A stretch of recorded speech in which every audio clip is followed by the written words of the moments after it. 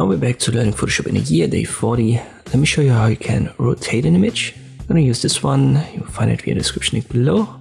And under image, canvas size, you can set the size that you need. This is going to affect the canvas first. Let me make that smaller than our image. I'll make it 5000 times 3000 in pixels. I confirm we are okay.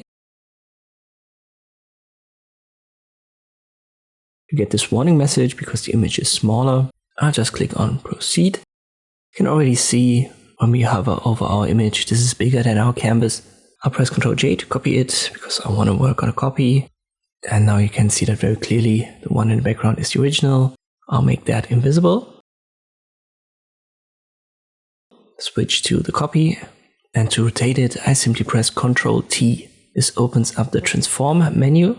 And here we have X and Y position, width and height in percentage, and then this degree icon or this angle icon.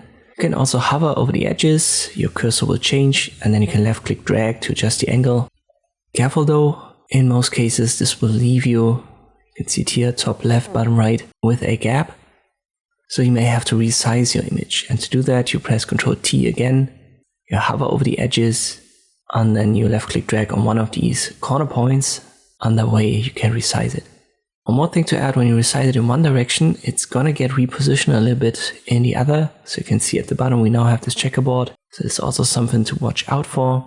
When you've got what you want, press enter, and then you're good. So it's always Ctrl T. Instead of pressing enter, you can also use this check icon right here for confirmation.